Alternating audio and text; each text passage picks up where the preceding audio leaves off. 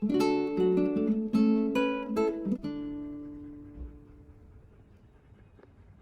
have a helper with our stories today. This is Chaucer. Say hi. This is Chaucer. Okay. If you hear heavy breathing, that's Chaucer. He wants to go to the park. We'll go soon. Okay? There's one more story. It's a short one.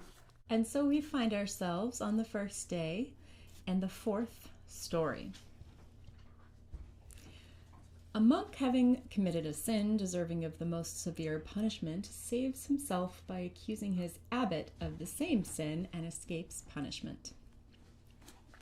Having completed her story, Philomena fell silent, and Dioneo, who was sitting close to her, without awaiting any further order from the queen, for he realized by the order already begun that he was the next to speak, they're just going around in a circle, started speaking in the following manner.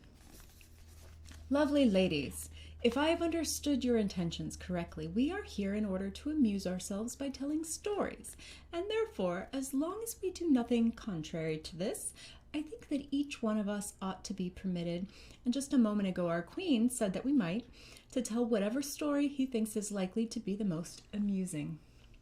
Therefore, having heard how the good advice of Gianotto di Civigni saved Abraham's soul, and how Melchizedek defended his riches against the schemes of Saladin, I am going to tell you briefly, without fear of disapproval, how cleverly a monk saved his body from a most severe punishment. In Lunigiana, a town not too far from here, there was a monastery, once more saintly and full of monks than it is now, in which there lived a young monk whose virility and youth could not be diminished by fasts or by vigils. One day around noon, while the other monks were sleeping, he happened to be taking a solitary walk around the church, which was somewhat isolated, when he spotted a very beautiful young girl, perhaps the daughter of one of the local workers, who was going through the fields gathering various kinds of herbs, maybe for her salad. The moment he saw her, he was passionately attacked by a carnal desire. He went up to her and began a conversation. One subject led to another, and finally they came to an understanding. He took the girl to his cell without anyone's noticing them. His excessive desire got the better of him while he was playing with the girl. And it happened that the abbot, who had just got up from his nap, was passing quietly by the monk's cell when he heard the commotion the pair was making. So that he might better recognize the voices, he silently edged up to the entrance of the cell to listen, and it was clear to him that there was a woman inside. At first he was tempted to have them open the door, but then he thought of using a different tactic. So he returned to his room and waited for the monk to come out. Although the monk was, to his great pleasure and delight, quite occupied with this young lady, he nevertheless suspected something, for he thought he had heard some footsteps in the corridor. In fact, he had peeked out a small opening and had clearly seen the abbot standing there and listening. He was well aware the abbot must have realized that the girl was in the cell, and knowing that he would be severely punished, he was very worried. But without revealing his anxiety to the girl, he immediately began to think of a number of alternative plans, in an attempt to come up with one which might save him. But then he thought of an original scheme which would achieve the exact end he had in mind, and pretending that he felt they had stayed together long enough, he said to the girl, I have to go and find a way for you to leave without being seen, so stay here until I come back. Having left his cell and locked it with his key, he went immediately to the abbot's room, as every monk must do before leaving the monastery, and with a straight face he said, Sir, this morning I could not bring in all of the firewood that was cut for me. With your permission, I should like to go to the forest to have it carried in.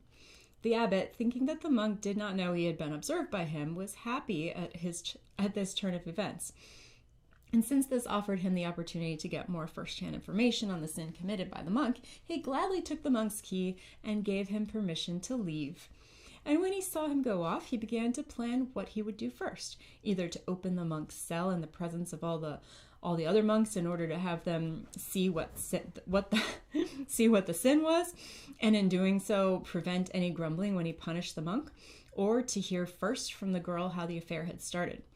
But then, thinking that she might very well be the wife or the daughter of some person of importance, and not wanting to shame such a person in front of all his monks, he decided first to see who the girl was and then to make his decision. And so he quietly went to the cell, opened it, entered the room, and closed the door. Do you see where this is going? When the young girl saw the abbot come in, she became frightened and began to cry out in shame. Master Abbot gave her a quick look and found her to be beautiful and fresh.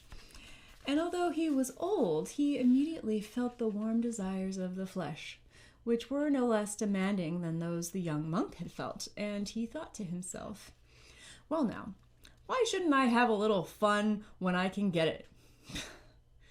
Wow. Troubles and worries I can get every day. This is a pretty young girl, and no one knows she's here. If I can persuade her to serve my pleasure, I don't see any reason why I shouldn't. Who will be the wiser? No one will ever know, and a sin that's hidden is half forgiven. This opportunity may never present itself again. I believe it is a sign of great wisdom for a man to profit from what God sends others. Having thought all this and having completely changed the purpose of his visit, he drew nearer to the girl and gently began to comfort her, begging her not to cry. And as one thing will lead to another, he eventually explained to her what he wanted. The young girl, who was by no means as hard as iron or diamond, most willingly agreed to the abbot's wishes. He took her in his arms and kissed her many times, then lay down on the monk's bed. And perhaps out of concern for the heavy weight of his dignified person and the tender age of the young girl, or perhaps just because he was afraid to lay too much weight on her, he didn't want to crush her, he did not lie on top of her, but rather placed her on top of him. And there he amused himself with her for quite a while. Meanwhile, pretending to have gone into the woods, the monk had concealed himself in the dormitory. When he saw the abbot enter his cell alone, he was reassured that his plan would be successful. And when he saw the abbot lock himself inside, he knew it for certain. Leaving his hiding place, he quietly crept up to an opening through which he could see and hear everything the abbot did and said. When the abbot decided that he had stayed long enough with the girl, he locked her in the cell and returned to his own room. And after a while, having heard the monk return and believing that he had come back from the woods, he decided that it was time to give a sound talking to. He would have him locked up in prison in order to enjoy by himself the spoils they had both gained. He wants this young girl all to himself. Ugh. He had him summoned, and he reprimanded him very severely, and with a stern face he ordered that he be put into prison. The monk promptly replied, "But, sir, I have not been a member of the Order of St. Benedict long enough to have had the opportunity to learn every detail of the order's rules.